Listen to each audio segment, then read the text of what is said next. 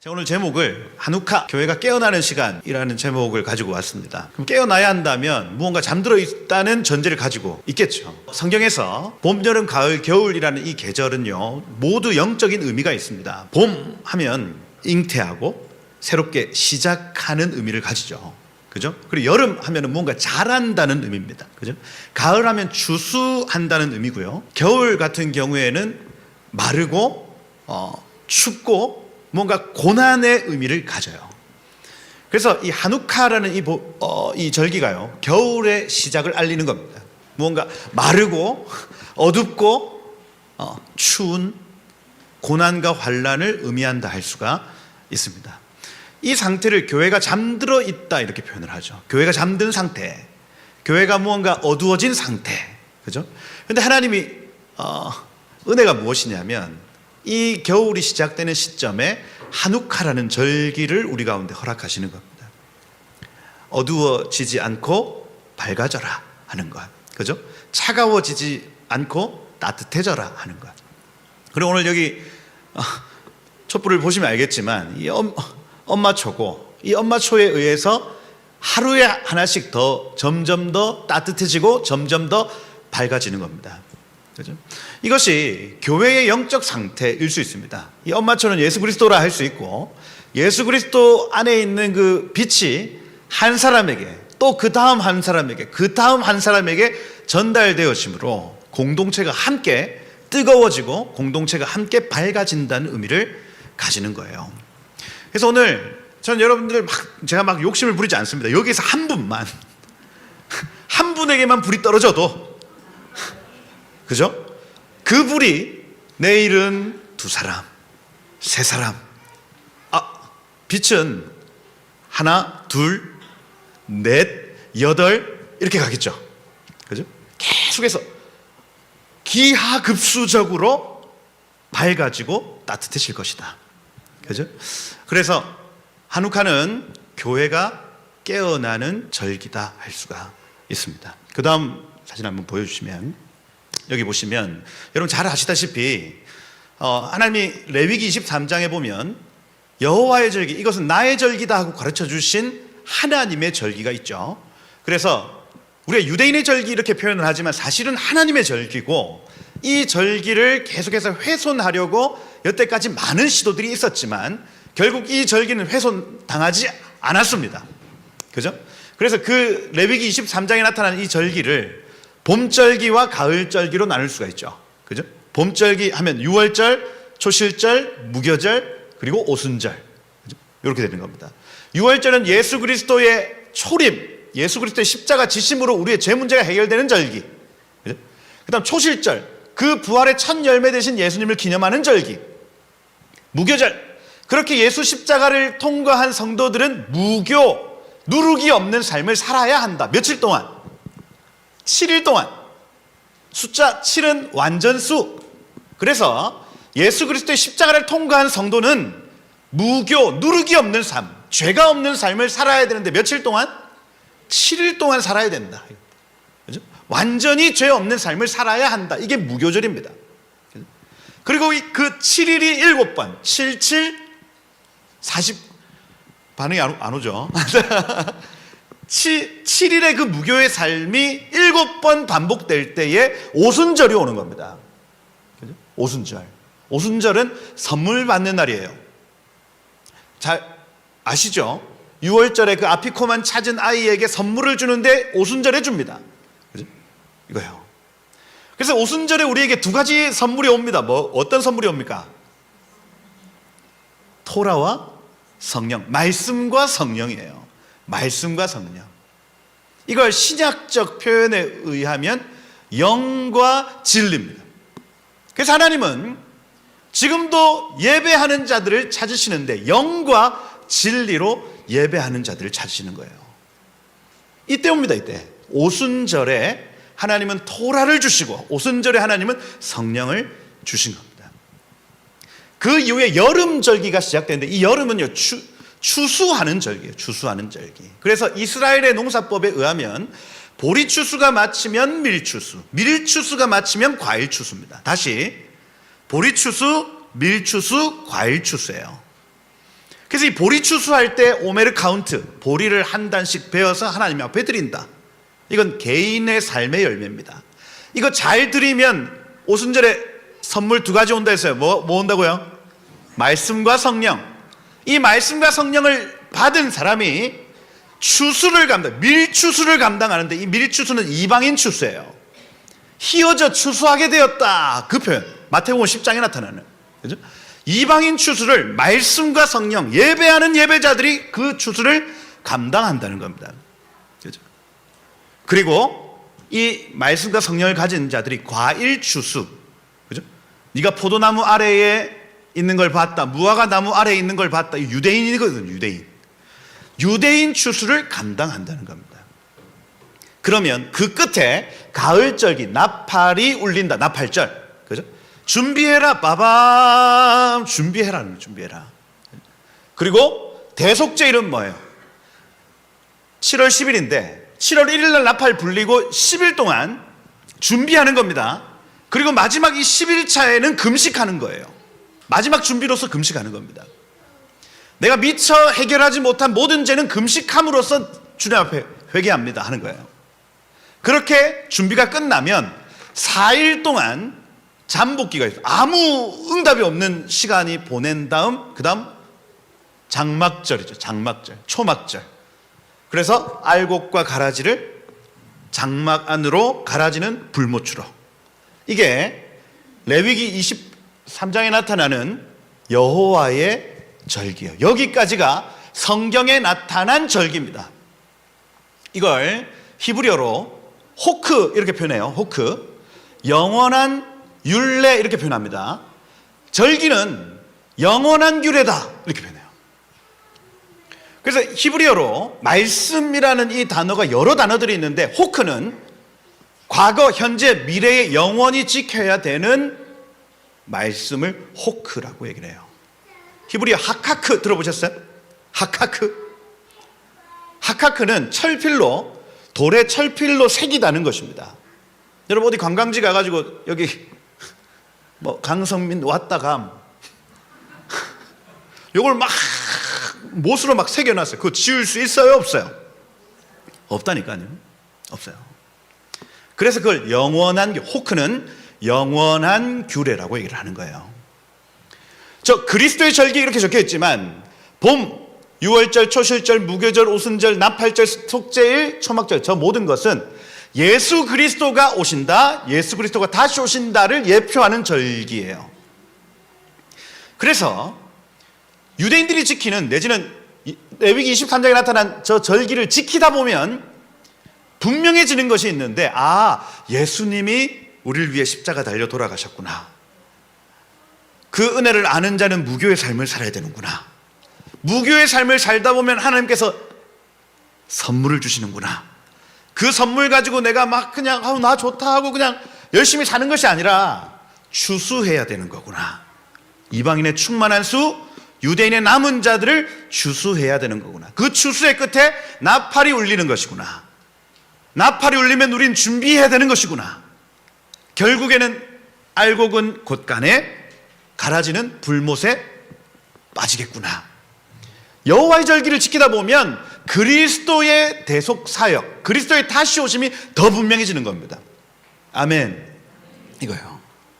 한국교회 내지는 세계교회가 이걸 잃어버렸다가 지금 다시 찾고 있는 상황. 그러면서 더 복음은 분명해지고 점점 메시아의 대망, 예수님의 다시 오심을 한국교회, 세계교회가 더 갈망하고 있는 상황입니다. 이거예요. 그런데 겨울절기 말이에요. 겨울절기. 저 겨울절기는 하나님이 지키라고 말을 하지 않았어요. 그래서 저 절기를 자발적 절기라고 얘기를 합니다. 자발적 절기. 이 앞에 그리스도의 절기는요, 비자발적 절기. 이거는 강제성이 있어요. 강제성. 이건 해야 돼요. 근데 저거는 우리가 안 해도 돼요. 하나님 명령하지 않았으니까. 그런데 겨울에는 수전절과 불임절을 지킵니다. 지켜요. 겨울의 시작에 수전절, 겨울의 끝에 불임절이에요. 그러니 아까 제가 말씀을 드린 대로 겨울은 환난과 핍박의 시간인데 이때에 수전절의 은혜, 불임절의 은혜가 있어야 된다는 얘기입니다. 오늘 이제 저하고 같이 공부해야 될 이 수전절에도 인물 하나가 나타나는데 안티오쿠스 4세라는 인물입니다. 안티오쿠스 4세. 따라해보세요. 안티오쿠스 4세. 이 친구가요, 성경에는 나오지 않지만 외경이라고 있어요. 마카비서라고 있어요. 외경에서 얼마나 나쁜 짓을 많이 하는지.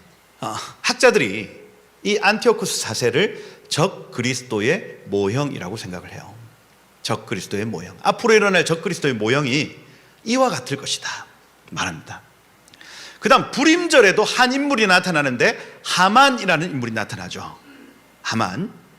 그래서 이 두 인물을 통해서 겨울은 이렇게 환난과 어려움이 있는 시간이구나 알 수가 있어요. 그런데 제가 아까 저기 적어놨죠. 적 그리스도의 절기라고 적어놨습니다. 적 그리스도의 절기.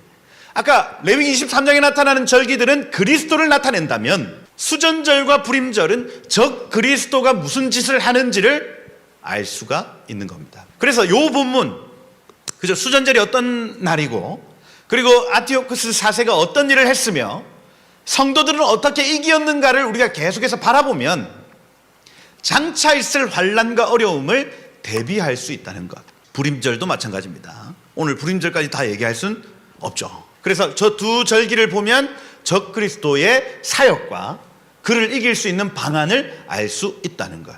여러분들에게 오늘 그 비책, 그 비밀이 풀어집니다.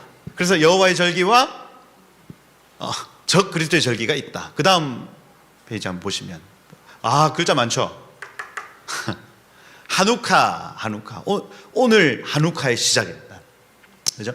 하누카의 별명이 수전절이에요. 수전절. 한글로 번역해 놓은 게 수전절이에요. 그죠? 보수할 숫자에 성전, 이렇게 성전을 보수하는 절기 이렇게 되겠네요. 수전절. 요한복음 10장 22절에 이 수전절이 나옵니다. 그죠? 예루살렘의 수전절이 이르니 때는 겨울이라. 저거 다 의미가 있는 얘기죠. 예루살렘이라는 단어, 수전절이라는 단어, 그리고 겨울이라는 단어, 전부 다 의미가 있는 단어들이죠. 오늘 제가 본문으로 채택한 이 본문은 예수님의 수전절 설교입니다. 예수님의 수전절 설교. 수전절에 예수님이 어떤 설교를 하셨을까 궁금하지 않으세요, 여러분? 예수님 도대체 이 수전절 첫날에 어떤 메시지를 하셨을까? 그게 요한복음 10장 22절에 나타납니다. 성경 안 들고 오셨죠? 알겠어요. 대충 설명을 드리면, 제가 또 바이블 도슨트 아닙니까? 도슨트는 2차원적인 이 글자를 3차원으로 풀어내는 사람. 여기 보시면 예수님이 솔로몬 성전에 갔어요. 갔는데 유대인들이 에워싸고 뭐라고 하냐면, 당신이 언제까지 우리의 마음을 의혹하게 하려 하나이까? 그리스도이면 밝히 말씀하소서 이럽니다. 자, 유대인들이 몰려들었어요. 예수님이 오니까. 근데 언제까지 안 밝히실 겁니까? 그리스도 메시아이시면 밝히세요. 이렇게 합니다. 그런데 지금 이 사람들이 기대하는 메시아는 어떤 모습이에요? 마카비입니다. 마카비. 오늘 우리가 공부할 이 마카비의 모습을 예수님께 기대하고 물어보는 거예요. 예수님, 아니 로마한테 지금 우리 식민지 지금 생활하고 있지 않습니까? 메시아죠. 밝히세요. 이렇게 말합니다. 이미 마음속에 무언가 가득 채워진 상태에서 예수님께 묻고 있는 거예요. 내가 기대하는 바가 있다고요. 여러분, 우리가 국가를 위해서 기도할 때도 우리가 이미 답을 정해놓고 하나님께 기도합니다. 하나님, 이렇게 하셔야죠 합니다. 그죠? 이미 답을 정해놨어요. 예수라는 이분은 우리를 이 로마 포로 생활에서 건지실 분이야. 이게 그리스도라는 뜻입니다. 건지실 분. 건지실 분. 이미 마음의 준비를, 마음의 모든 기대감을 가득 채워놓고 메시아시죠? 왜 아직까지 그 일을 하지 않고 있습니까? 묻는 거예요. 그랬더니 예수님 뭐라고 하시냐면, 내가 너에게 말하였을 때 믿지 아니하였도다. 내가 내 아버지의 이름으로 행하는 모든 일들이 나를 증거하거늘 너희는 내 양이 아니므로 믿지 아니하노다. 이렇게 되어 있습니다. 예수님의 수전절 메시지가 핵심이 이겁니다. 너희 마음에 무언가 가득 채워져 있으면 우리 주님이 아무리 얘기를 해도 못 알아듣는다는 얘기예요. 하나님 오늘 여러분들에게 레마로 주시는 말씀이 어떤 말씀이냐면, 내 마음에 이미 이 대한민국을 향한 기도 제목이 가득 있어요. 그죠? 내가 설정한 어젠다가 다 있어요. 이스라엘은 이렇게 되어야 돼. 마음에 이미 기도 제목이 준비되어 있어요. 그러면 우리의 목자 되신 주님이 하시는 말씀이 잘 안 들린다는 얘기입니다. 그렇다면 수전절 첫날에 우리가 해야 될 일이 무엇이냐면 마음을 비워내는 일이에요. 먼저는 우리의 기도 제목을 잠시 내려놓는 일입니다. 이걸 예배라고 얘기해요. 예배.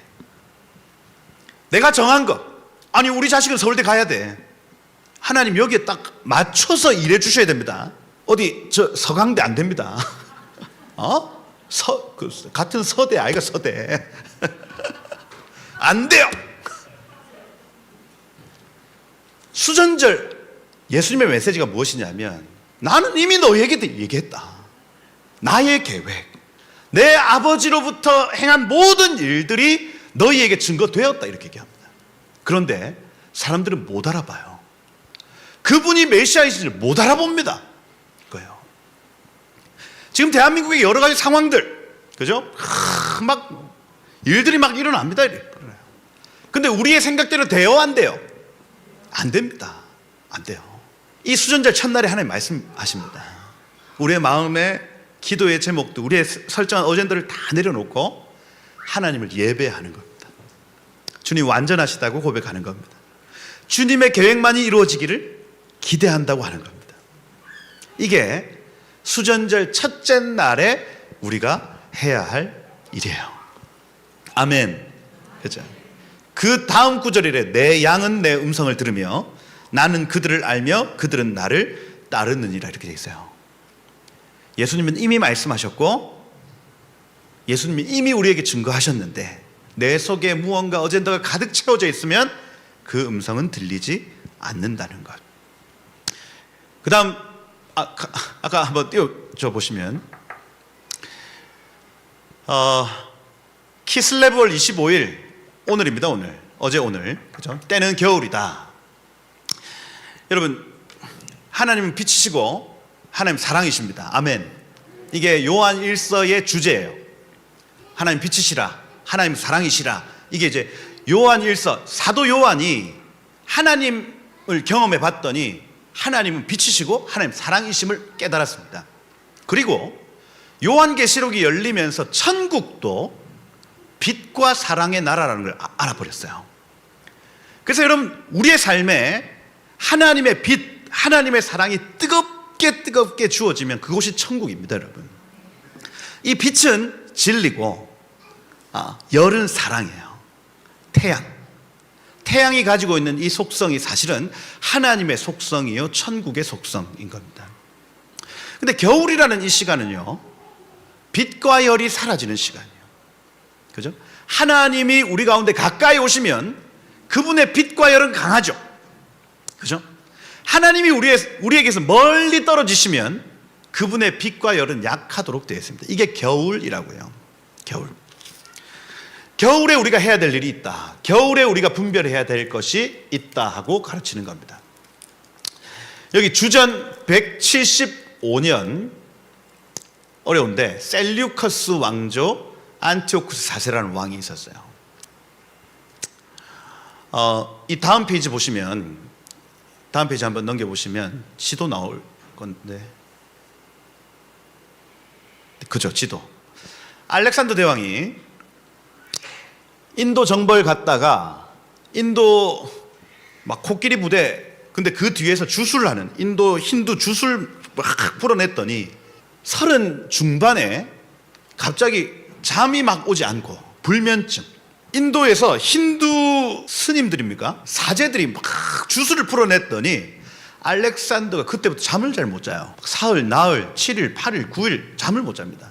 돌아와서 계속 불면증에 시달려 정신병이 들어서 요절해요. 그러니 뭐 아들 후계자를 정해주고 이런 게 없습니다. 그냥 갑자기 세상에서 떠나버리는 거예요. 그래서 막 헬라 제국이 어떻게 했냐면 네 장군에게 분할시킵니다. 그게 저기 적혀있는 카산더라는 장군, 리시마코스라는 장군, 그냥 셀류커스라는 장군, 프톨레미라는 장군입니다. 네 명의 장군에게 지역을 나눠줘요. 그래서 그리스는 카산더, 터키 지역은 리시마쿠스, 시리아 지역은 아수르, 셀류커스, 애굽은 프톨레미, 이렇게 나눠주는 겁니다. 여기에서 지금 영토가 어디가 커요? 셀류커스 왕조, 프톨레미 왕조. 그래서 남방왕, 북방왕 이렇게 되는 겁니다. 이해되시죠? 그래서 이게 다니엘서에 나타나는 겁니다. 근데 아까 제가 띄워드린 본문에 뭐라고 적혀 있냐면 다니엘서 8장 8절에 보면 순념소가 스스로 강대하여 가더니 강성할 때 큰 뿔이 꺾였다 되어 있습니다. 이게 알렉산더 대왕이 꺾였다는 얘기. 그 대신 현저한 뿔 넷이 하늘 사방을 향하여 났다. 이 넷은 네 장군에 대한 얘기. 그죠? 근데 그 중에서 작은 한 뿔이 나서 남쪽 동쪽 영화로운 땅 이스라엘을 향하여 심히 커졌다 이렇게 되어 있습니다. 그래서 남방왕과 북방왕이 싸울 때에 안티오쿠스 1세가 있었겠고 2세, 3세, 4세 시간이 지나면서 굉장히 작은 한 왕이 일어나 무언가 다시 제국을 만들려고 시도를 했다는 얘기입니다. 그게 오늘 나타난 안티오쿠스 4세의 얘기예요. 작은 왕, 심히 커지더니. 그래서 저 때부터 보세요. 이집트하고 싸우려면 계속해서 지나가야 되는 땅이 예루살렘, 이스라엘입니다. 시리아하고 이집트가 싸우면 계속해서 중간에 낀 나라가 있다고요. 어디라고요? 이스라엘입니다. 이스라엘.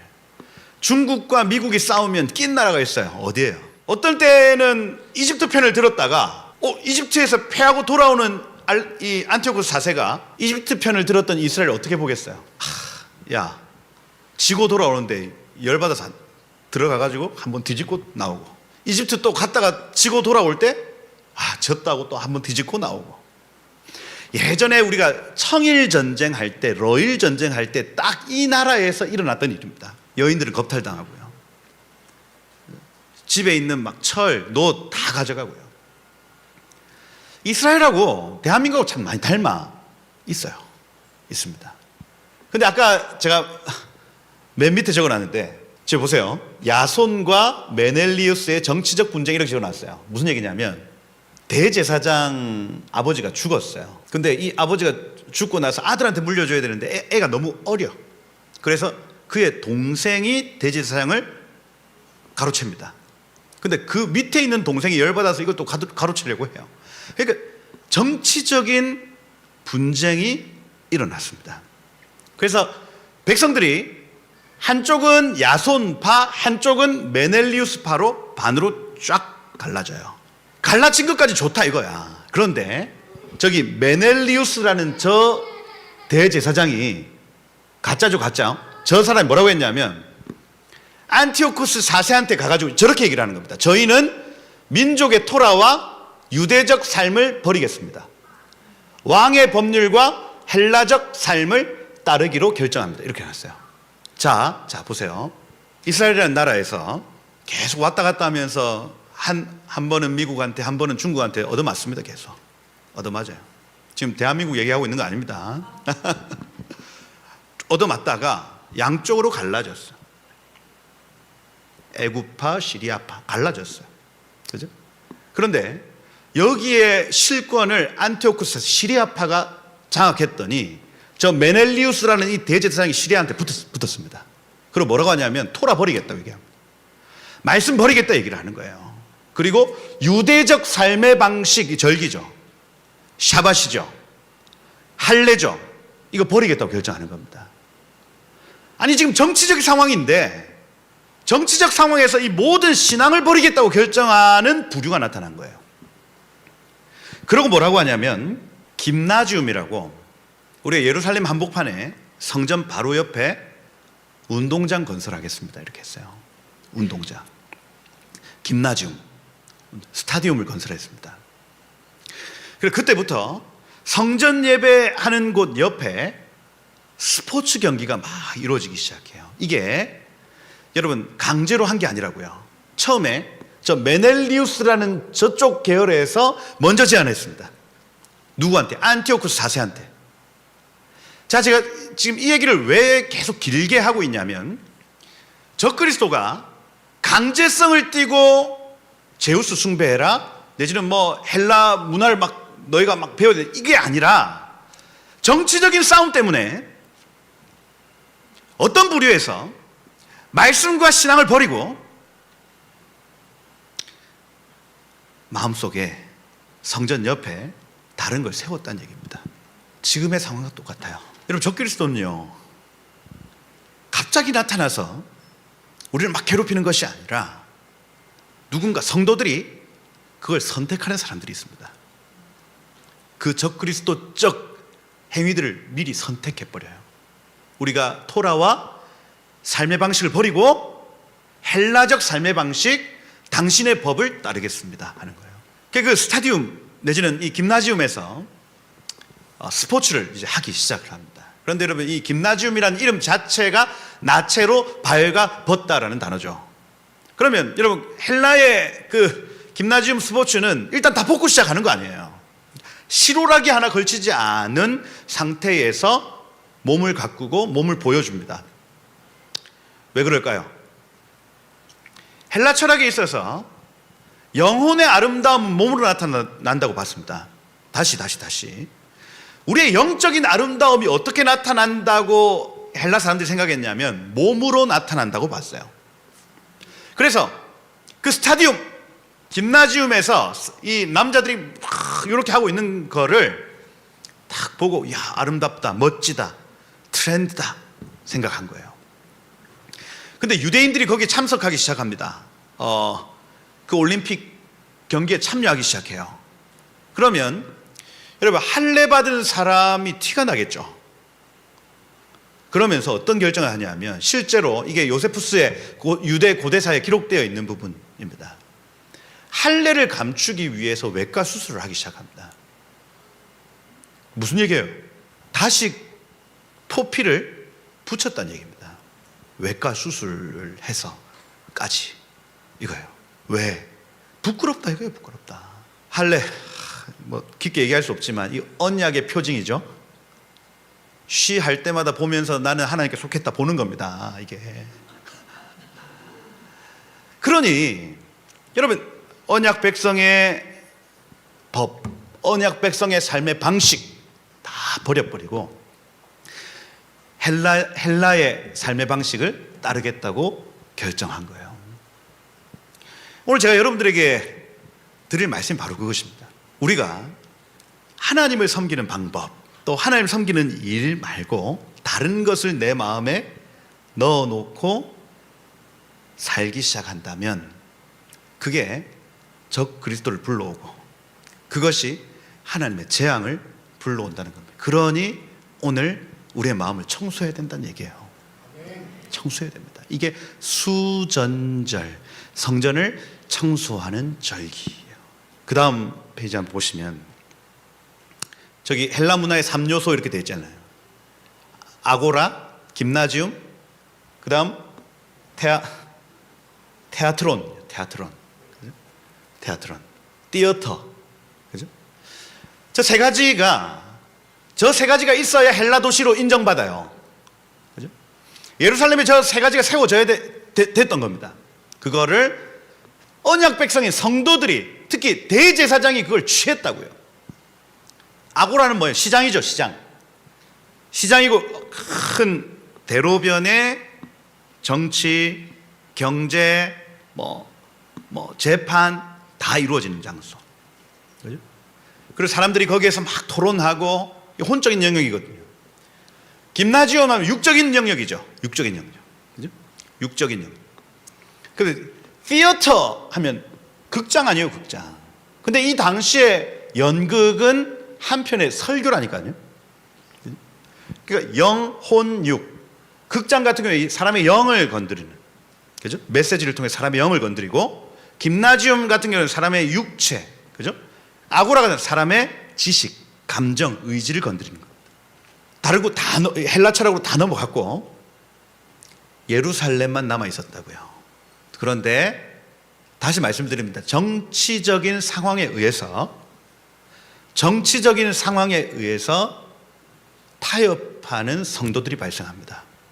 이거요. 그 다음 한번 보시면, 그렇게 안티오쿠스 4세가 예루살렘에 입성합니다. 가장 먼저는 안식일하고 절기를 금지시켜요. 샤밧 금지령을 내립니다. 이게 마상 적혀 있잖아요. 마상, 마음이 상했습니까? 마상, 마음의 상처 아니죠. 마카비상입니다. 마카비상. 이 외경이에요. 외경. 이런 외경은 정경 아닙니다. 레퍼런스죠. 참고 자료. 그죠? 저 참고 자료에서 뭐라고 적혀 있냐면, 안티오쿠스 4세가 번제, 제사, 전제를 성소에서 드리지 못하게 하고 안식일과 절기를 더럽게 하였더라. 이렇게 돼 있어요. 가장 먼저 했던 일이, 적그리스도가 와서 가장 먼저 하는 일이 뭐냐면 샤밧과 절기를 폐하는 것입니다. 왜 그럴까요? 리듬을 파괴하는 거예요. 여러분, 이거 리듬이 참 중요합니다. 여러분, 리듬이 중요해요. 여러분의 삶에 무언가 변화가 나타나려면 리듬이 중요합니다. 매일 똑같은 시간에 계속 일어나면 나중에 늦잠 자고 싶어도 6시 반에 일어납니다. 왜냐하면 리듬이 형성되어 있기 때문에 그래요.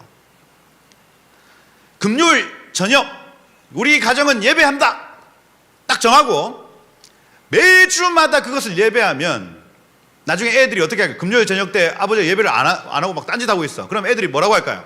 아버지 예배 안 하세요? 왜요? 리듬이 형성되어 있기 때문에 그래요. 절기 너무 중요합니다. 요맘때 추위가 딱 약간 코끝이 시려올 때 한우카 작년에 했는데 재작년에 했는데 올해 안 한다 생각해 보세요. 그럼 뭔가 허전합니다. 왜 그럴까요? 리듬이 형성되어 있어서 그래요. 우리의 영과 혼과 육이 그 리듬에 맞춰서 자랍니다. 반드시 자랍니다, 여러분. 그러니 사단이 이거 알죠? 적그리스도가 와서 가장 먼저 하는 일은 뭐냐면 여러분의 신앙적 리듬을 파괴하는 것입니다. 그래서 공산주의자들이 주 6일 일하고 하루 쉬고를 바꿔버렸어요. 주 5일 일하고 하루 쉬고 5일 일하고 하루 쉬고로 바꿉니다. 리듬을 지금 여태까지 인류가 다 그렇게 살아왔어요. 그 리듬에 맞춰서 살아왔단 말이에요. 그런데 그걸 바꿨더니 사람들이 정신병이 들기 시작해요.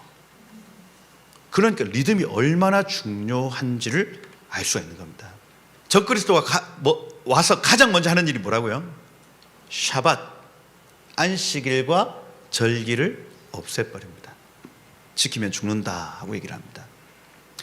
그러면 진짜로 적그리스도가 나중에 나타나면 가장 먼저 뭐 할까요? 이분 주일 예배, 샤밧, 그죠? 절기 금지시키는 겁니다. 못 모이게 하는, 못 모이게.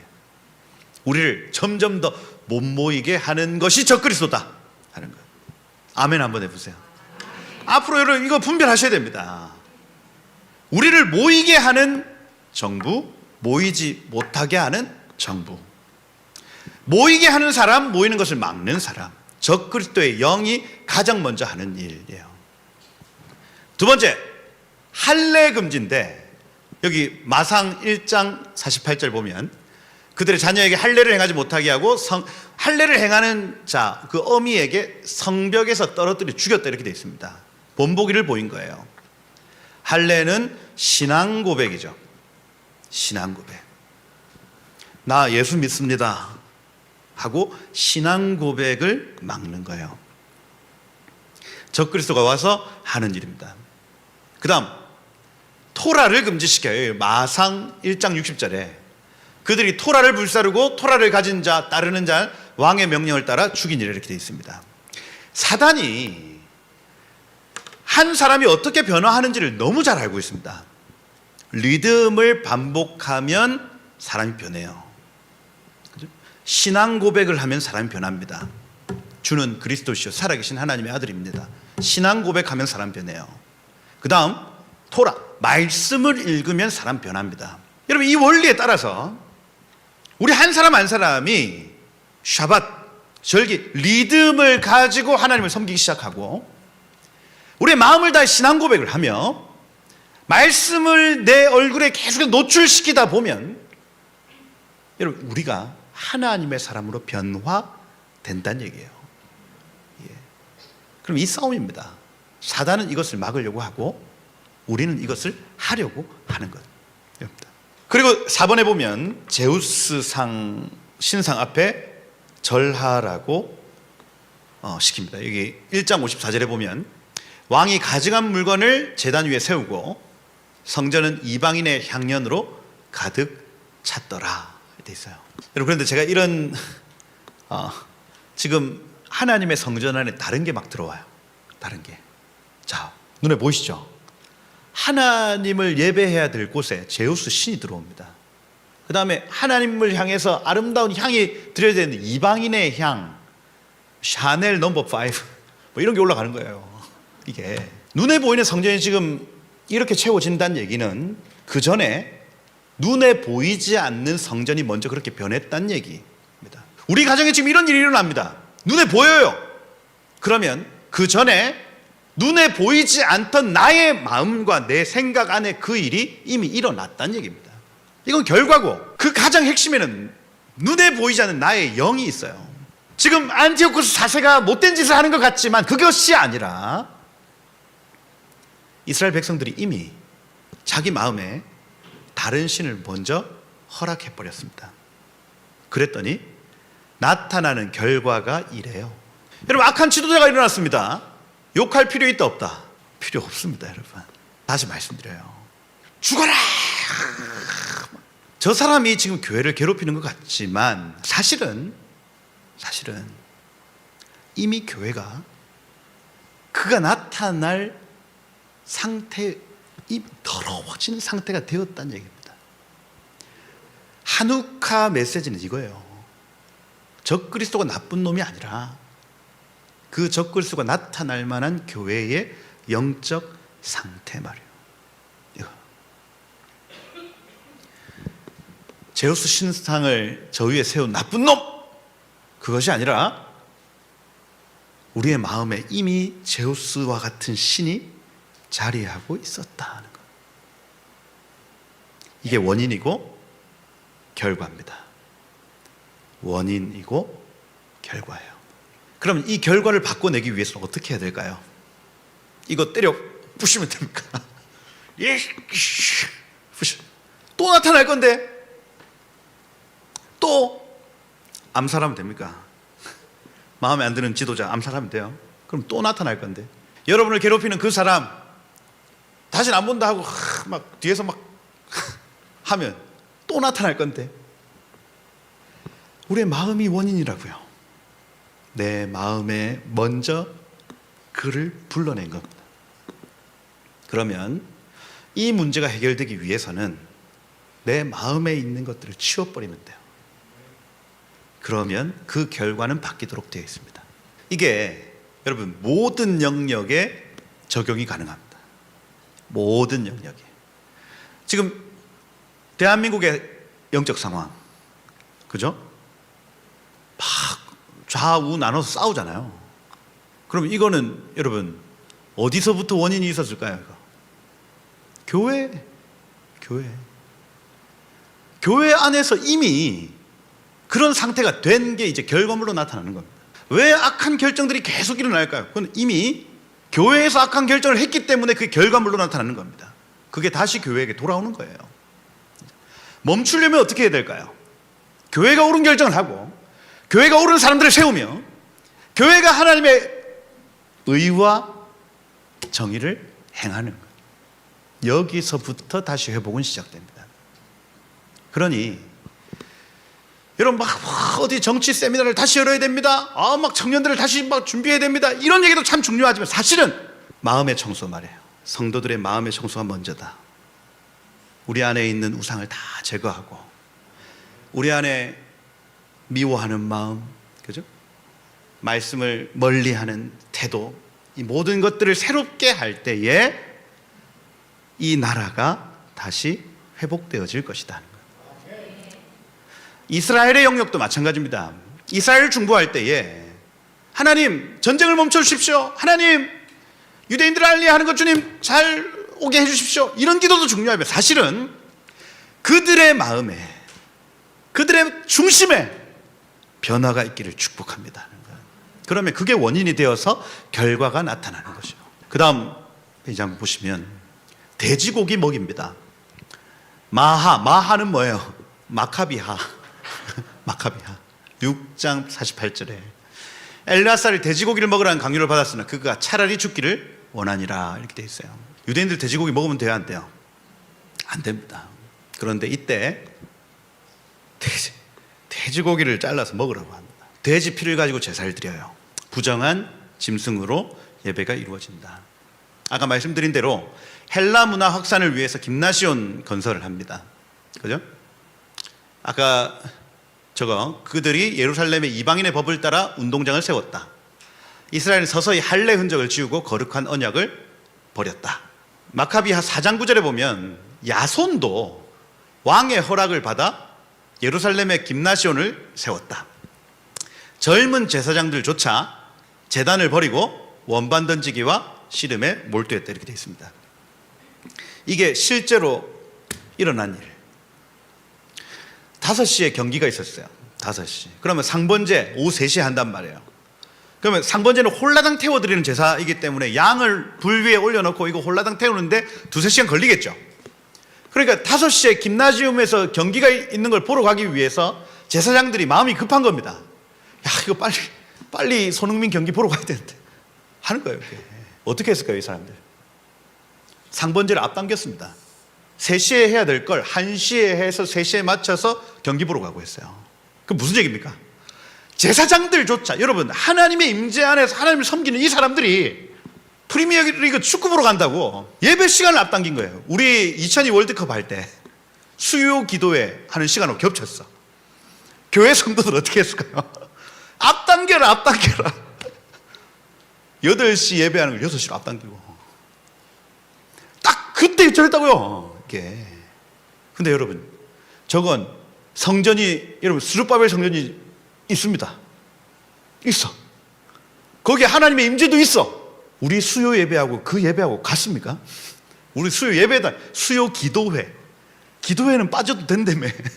하나님의 임재 안에서 드려지는 그 예배보다 김나지움에서 드리는 그 스포츠가 더욱 귀해 보였던 겁니다. 이게 안티오쿠스 4세가 나타날 때의 이스라엘 영적 상태였어요. 우리 수전절 다 같이 예배합시다, 다 같이 모여서 예배합시다 해도 사람들이 크게 관심이 있어요? 없다니까요. 유월절 지킵시다, 초막절 지킵시다, 없어요. 심지어 제사장들조차도 축구 보러 갑니다. 오늘날 교회 어떨까요? 오늘날 수요 기도회 하면 사람들이 많이 옵니까? 코로나 이후에는 이게 다 요거 틀고 다 해요. 여러분, 그런데 와 보시면 알겠지만 이게 그 파동과 파장이 달라요. 아닌가? 제 얼굴에서 지금 나타나는 어떤 그 파동과 파장, 이걸요, 여러분들이 지금 맞고 있는 건 맞고 있는 거. 이게 지금 희한한 시간이에요, 지금 이게. 물론 영상으로 보시면 축복합니다. 파동이 있기를 축복해요. 점점 모이지 못하게 하고 예배하지 못하게 하고 서서히 세상의 극장과 운동장으로 사람들이 가고 있네요. 억지로 시키는 거 아닙니다. 적그리스도가 막 억지로 너 가, 아닙니다. 그들 스스로가 그 길로 가는 거예요. 그게 다니엘서 11장 31절 이렇게 시작했어요. 그가 매끄러운 말로 언약을 배반하게 할 것이나 이렇게 돼 있어요. 적그리스도는요, 매끄러운 말로 사람들을 계속해서 언약에서 벗어나게 합니다. 마지막 때입니다, 여러분. 마지막 때에 나타난 적그리스도의 영은요, 우리를 핍박하고 막 겁박을 줘서 배반하게 하는 것이 아니라 부드럽게, 스무스하게, 이게 더 재밌어. 우리의 쾌락, 우리의 정욕, 이게 확 일어나서 스스로 그 길로 가게 만든다는 거예요. 그리고 극장 활용하죠. 그죠? 신의 개념을 재정의하는 예배당이 바로 극장입니다. 연극은 그들의 세계관 설교라 할 수가 있죠. 그 다음 사진을 보시면 저게 헬라의 극장입니다. 실제로 저런 장소에 가면 이런 마이크 없이 그냥 쭉 소리가 쭉 퍼지죠. 그죠? 헬라의 아고라입니다, 저기는. 그죠? 저런 장소에서 계속해서 이 헬라적 사고, 하나님을 뺀 학문, 논리, 이성, 사고 계속해서 들었더니 하나님보다 이게 더 재밌는 거예요. 하나님보다 공부가 재밌습니다, 여러분. 하나님보다 심리학, 하나님보다 철학, 하나님보다 과학. 지금 세상이 다 그렇게 돌아가고 있어요. 헬라적 사고로 돌아가고 있다고요. 헬라의 스포츠입니다. 김나중, 할례를 포기하는 사람들, 그죠? 신앙을 포기하는 사람들이 속출하기 시작하더라. 그런데 예루살렘 5km 밑에 떨어진 모딘이라는 지역에 제사장 하나가 있었어요. 마따디아라는 제사장입니다. 그래서 나중에는 안티오쿠스 4세가 이동식 제우스 신전을 만들어요. 우리나라 일제 시대 때도 처음에는 그 신사들을 막 만들다가 나중에는 이동식 그 신사를 만들어요. 그래서 신사 참배를 이동하면서 하게 만듭니다. 똑같아요. 모든 지역에 그게 왔어요. 절하래. 나는 못합니다. 적혀 있거든요. 저기는 안 적혀 있네. 하여튼 적혀 있습니다. 나는 죽어도 못합니다 하고 있는데 자기 동료 제사장이 가서 먼저 절을 했네. 열 받아요, 안 받아요? 마따디아가 열 받았습니다. 어떻게 했냐면 헬라 군인한테 있는 칼을 빼서 그 동료 제사장 죽여버렸습니다. 갑자기 사고가 일어났죠. 절하려고 하는 제사장이 목이 콱 쳐졌네. 헬라 군인들이 뭐야 일어났습니다. 그 참에 헬라 군인들 다 때려 잡았어요. 할렐루야입니까? 그거 올때그래 죽였어. 그러고 그죠? 마따디아가 분노하여 제단으로 달려가 그를 죽이고 뭐라고 하냐면 토라를 사랑하는 자는 나를 따르라 이렇게 했어요. 말씀대로 살고자 하는 자는 나를 따르라. 언약 성도들이 전부 헬라 문화에 빠져 살았던 시간이었습니다. 그 세대가. 그런데 시골 한 구석에서 말씀 붙들고 씨름했던 한 가정이 있었어요. 결국 그들에게도 신상이 찾아왔습니다. 거기에 타협하지 않고 깃발을 들기 시작해요. 토라를 사랑하는 자는 나를 따라라. 말씀을 사랑하는 자는 나를 따라라. 여러분 지금 이 세대가 하나님의 말씀을 보는 것보다 오히려 엔터테인먼트, 유희적 인간이 많아요. 이 세대가 그러합니다, 여러분. 맛집, 어디 가서 놀까? 트렌드는 뭐야? 그때 시골 한 구석에서 말씀을 가지고 씨름했던 한 가정이 있는데 나중에 이 가정이 민족을 살립니다. 여러분 응원드려요. 여러분들이 골방에 사는 그 씨름을 하나님 지금 보고 계십니다. 골방에서 그 말씀 한 구절 한 구절을 가지고 씨름하고 있는 그 씨름을 하나님 지금 보고 계세요. 그리고 언젠가 내가 세상을 섬길 건지 하나님을 섬길 건지 결정해야 되는 그 순간 그 말씀을 가지고 씨름했던 그 사람은 이길 겁니다, 여러분. 그리고 그들이 함께 설 것입니다. 함께. 그 자리에 서기를 축복해요. 그 자리에. 그러고 그때부터 사람들이 소문을 듣고 모이기 시작하죠. 토라를 사랑하는 자들은 여기 나를 따르라. 모딘에 가면 마따디아라는 가문이 있대. 그 가문이 헬라 군인들과 싸운대. 시골 구석구석에서 말씀으로 씨름했던 사람들이 그 장소로 모이기 시작해요. 그러고 헬라 군인들과 싸우기 시작합니다. 그게 3년 6개월이에요. 3년 6개월. 여러분 3년 6개월 42달 1260일 할렐루야. 적 그리스도가 마지막 때에 성도를 괴롭히는 시간 말이에요. 그때 말씀편의 선자들은 싸울 것입니다. 말씀편의 선자들은 싸울 것입니다, 여러분. 이 다니엘서 11장 32절에 보면 그가 또 언약을 배반하고 악행하는 자를 속임수로 타락시킬 것이나 오직 자기의 하나님을 아는 백성은 강하여 용맹을 떨치리라 이렇게 돼 있어요. 그 골방 말입니다. 골방에서 씨름하고 누구의 하나님이 아니라 어디 그 다니엘 기도의 하나님 어디 저기 간증하는 하나님이 아니라 나의 하나님, 내 하나님을 경험한 그 사람은 강하여 용맹을 떨치리라 이렇게 돼 있어요. 여러분 응원드립니다. 우리의 골방에서의 그 씨름이 마지막 때를 이기게 할 것이다. 그리고 유다 마카비, 저 맏다디아라는 제사장이 저렇게 하다 죽습니다. 죽고 그 아들 유다라는 아들이 있었는데 이 사람 별명이 마카비, 망치예요. 망치 들고 싸웠나 봐. 무섭죠. 망치 얼마나 아프겠어요. 망치 마카비. 근데 맏다디아의 유언이 있습니다. 제가 여기 적어 놓진 않았지만 맏다디아의 유언을 요세푸스의 유대 고대사에 나타납니다. 뭐라고 하냐면 아들아 토라를 보존하고 그 통치 형태를 회복해라 이렇게 돼 있어요. 첫 번째 이 맏다디아라는 제사장이 아버지가 죽으면서 뭐라고 하냐면 토라를 보존해라 이렇게 합니다. 말씀 지켜라는 얘기예요. 이 말씀이 우리를 살린다. 말씀 지켜. 그죠? 그 다음 두 번째 좀 웃겨요. 다른데 넋이 빠져 이런 일을 소홀히 하지 않도록 해라. 야, 딴 데 넋 빠지지 마. 다른 어디에 넋이 빠져. 이 일에 소홀하지 마. 이 일은 뭐예요? 말씀을 보존하는 일입니다. 그러니 우리가 적그리스도가 나타날 때 우리가 어떻게 이겨야 될지를 명확하게 얘기해 주죠. 말씀 붙들면 산다는 얘기예요. 말씀 붙들면 산다. 세상이 말씀 위에 평화를 얘기를 하고 세상이 말씀 위에 무언가 평등을 얘기하고 세상이 말씀 위에 무언가를 계속 얘기한다고 거기에 휩쓸리지 말고 말씀이 뭐라고 하는지를 붙잡아라는 얘기입니다. 다른 데 넋이 나가 거기에 빠지지 말라는 얘기예요. 다시 말씀을 드립니다. 마지막 때 이길 수 있는 유일한 길은 말씀을 붙드는 것입니다. 저도 오만 거 다 해봤어요. 그죠? 뭐 성령 사역, 두 날개, 또 뭐 있어요? 그죠? 결국 어디에 능력이 있습니까? 말씀입니다. 말씀을 내가 소리내어 읊조리는 것만으로도 내 영이 자라요. 제가 여러분들을 축복만 해도 거기에 에너지가 있거든요. 그죠?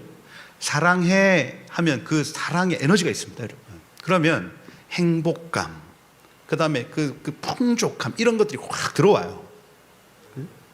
근데 그게 저의 말만 해도 그런 에너지가 있는데, 이런 말씀이에요, 말씀. 하나님이 하신 말씀을 내가 읊조린다 생각을 해보십시오.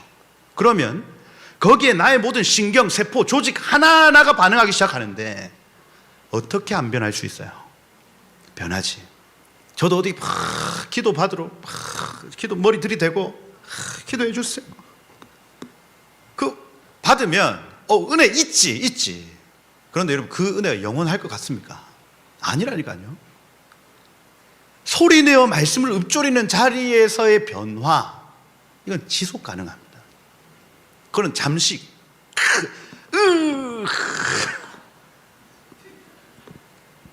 마약이지 마약. 여러분 말씀 붙으시길 축복해요. 그죠? 말씀입니다. 말씀. 그렇게 유다 마카비가 성전을 수복하고 3년 6개월 싸웠더니 게릴라전을 하네.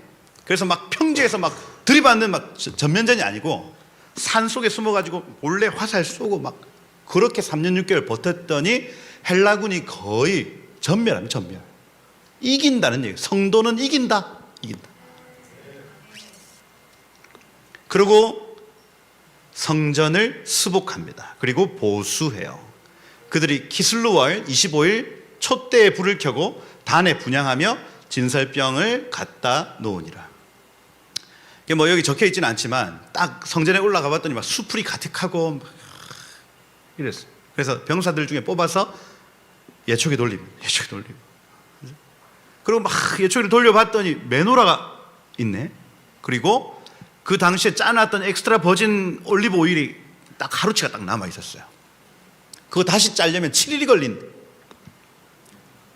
그 당시에는 요즘 어떻게 하는지 모르겠지만 그 연자맷돌 돌려가지고 거기에 올리브 오일 열매를 막 넣지 않습니까? 그러면 막 갈아지면서 요만큼 나오는 게 그 엑스트라 버진 오일이에요. 그래서 하루치 기름을 넣고 불을 지폈더니 7일 동안 만드는 기간 동안 이 불이 꺼지더라 꺼지지 않더라. 안 꺼지더라. 그렇죠? 그게 한우카의 기적입니다. 그래서 본래 메노라는 이거 하나 둘 셋 넷 다섯 여섯 일곱 개인데, 그죠? 지금 여기는 8일 동안 불이 켜졌다. 그리고 요거는 이제 엄마 불이기 때문에 이건 제외. 8일 동안 불이 켜졌다 이거 아니에요. 그래서 하나님이 성전을 수복하고 성전을 청소하는 일을 기뻐하셨다는 것입니다. 그 다음 사진을 보시면 안티오쿠스 어떻게 죽었냐면 별명이 에피파네스입니다. 에피파네스. 근데 페르시아의 한 도시인 엘리마이스라는 도시를 정벌하려고 했는데 실패했어요. 근데 거기에 낙심했어요. 도시를 정벌하려고 했는데 실패한 거예요. 마음이 무너져 버린 겁니다. 희한하죠. 저 담대했던 사람이 도시 하나 정벌 잘 못한다고 해서 마음이 그렇게 무너지지 않거든요. 그런데 확 무너진 거예요. 그러고 시름 앓다가 사망합니다. 그냥 그렇게 끝나버려요. 이걸 다니엘서 8장 25절에 보면 그가 평안할 때에 많은 사람을 멸할 것이나 사람의 손을 거치지 않고 깨질 것이다 이렇게 되어 있습니다. 그가 요절한다는 얘기죠. 그죠? 그래서 그의 별명이 에피파네스에서 에피마네스로 바뀌죠. 그래서 에피파네스는 신의 현현이란 뜻인데 신이 나타났다. 신의 현현 자기가 붙였죠. 에피마네스 하면 미친 자라는 뜻입니다. 그래서 마지막에는 시름시름 낙심해서 시름시름 앓다가 미친 사람 된 거예요. 안티오쿠스가 저렇게 죽었다. 그 다음 보시면 이거 아까 했네요. 그 다음 이거까지 할 그게 없다 그죠? 마태복음 24장의 구조는 미혹이 먼저입니다. 미혹 환난 뒤에 있습니까? 뒤에 거 한번 보시면 주의 어느 때 이런 일이 있겠으며 주의 임하심과 세상 끝에 무슨 징조가 있겠습니까? 할 때에 사람의 미혹을 받지 않도록 주의하라. 그 다음 저 밑에 보면 거짓 선지자가 많이 일어나 사람들을 미혹하며 불법이 성함으로 많은 사람의 사랑이 식어지리라 이렇게 되어 있습니다. 사람들의 사랑이 식어지는 이유를 핍박 때문이라고 얘기하지 않고 미혹 때문이라고 얘기를 한다. 유혹이라고 얘기를 하는 거예요. 많은 사람들이 하나님을 사랑하는 데서 떠납니다. 왜요? 미혹 때문에 그렇습니다. 헬레니즘을 계속해서 주고 하나님보다 저 세상을 더 사랑하게 만드는 이것 때문에 많은 사람이 사랑이 식어진다고 말해요. 그 다음 사진. 그래서 많은 사람이 사랑이 식어지는 이유는 환난이 아니다. 여러분 환난은 두려워할 필요가 없습니다. 이건 이미 이긴 싸움이에요. 아멘. 그런데 교회가 넘어지고 교회가 어려움을 당하는 이유는 미혹 때문입니다. 세상이 좋아서, 명예가 좋아서, 유희가 좋아서, 맛집이 좋아서 하나님 섬기는 일을 포기해버려요. 그래서 에피파네스의 그 동화 정책이라고 얘기를 합니다. 동화 정책, 헬레니즘 문화를 계속해서 퍼뜨리고 그걸 좋아하게 만드는, 우리에게 많은 인사이트를 준다는 얘기. 오늘 우리가 점검해야 될 부분이 바로 이 부분입니다. 하나님을 섬기는 일보다 저 세상의 쾌락을 즐거워한다면 하나님의 음성이 안 들린대요. 내 양은 내 음성을 듣는데 나는 그들에게 이미 얘기했는데 들리질 않는답니다. 저 그리스도의 모습 끝에는 불임절의 하만이겠지만 겨울의 끝입니다. 겨울의 끝에는 다 죽여라 하는 불임절의 하만의 모습이겠지만 상당 기간 에피파네스의 모습을 할 것입니다. 저 그리스도의 모습 말이에요. 상당 기간 복음보다 더 좋은 것, 말씀보다 더 좋은 것, 예배보다 더 좋은 것, 기도보다 더 좋은 것, 그걸 계속해서 우리에게 제시하면서 여러분을 동화시킬 거란 얘기입니다. 깨어 있으셔야 되겠습니다. 깨어 있어야 돼요. 불법의 비밀이 이미 활동하였다. 지금은 그것을 막는 자가 있어. 그 중에 옮겨질 때까지 하리라.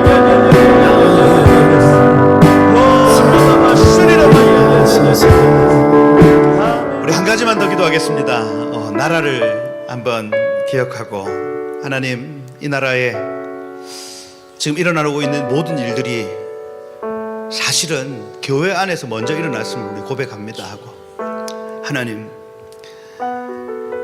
이 이집트와 시리아가 싸울 때에 중간에 낀 이스라엘이 고통을 받았듯이 지금 미국과 중국 사이에서 낀 이 대한민국이 하나님 이렇게 고통을 받고 있는데,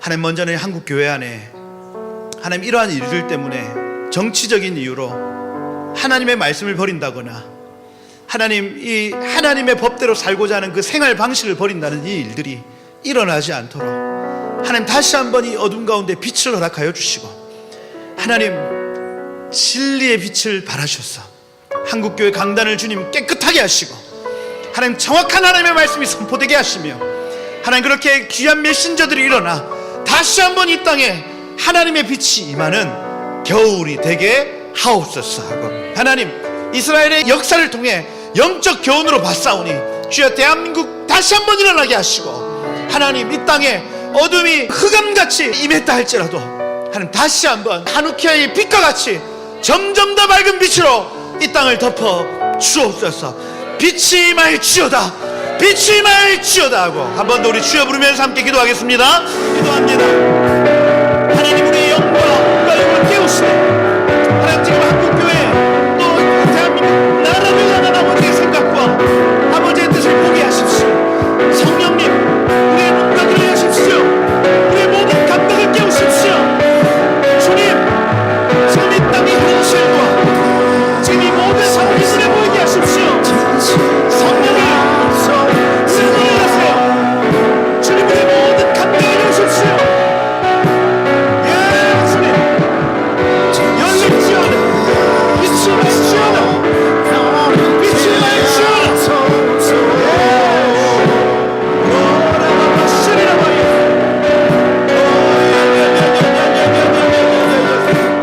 하나님, 육신의 생각은 사망이요 영의 생각은 생명과 평안이라 하였고, 하나님 오늘 우리에게 주신 이 메시지를 우리가 영으로 받습니다. 하나님 내 안에 하나님을 예배하고 하나님의 말씀을 대하는 일보다 신경 쓰이고 기뻐할 만한 일이 있었다면 이 시간 파쇄합니다.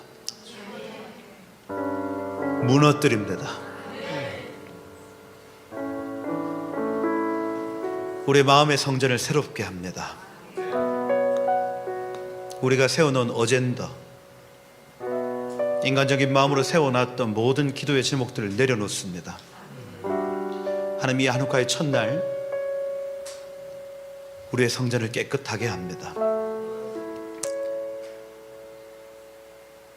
살리는 것은 영이요 육은 무익하니라. 내가 너희에게 이른 말이 곧 영이요 생명이니라. 하나님 말씀으로 우리의 마음을 심습니다. 주님 거룩한 것을 심습니다. 주님 오늘 그 진리의 빛으로 우리의 마음을 비춰주시고 하나님 나라에 속한 것들이 드러나게 하시며 그것이 열매 맺는 우리의 삶, 우리의 여정이 되게 하옵소서.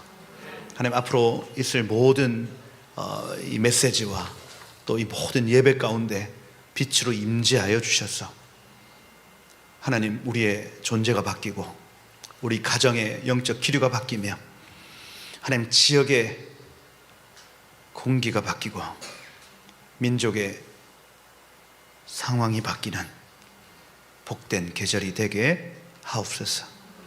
그렇게 이 시간 이 계절을 일하시고 영광 취하실 주님을 찬양하며 살아계신 예수 그리스도의 이름으로 기도드립니다. 아멘.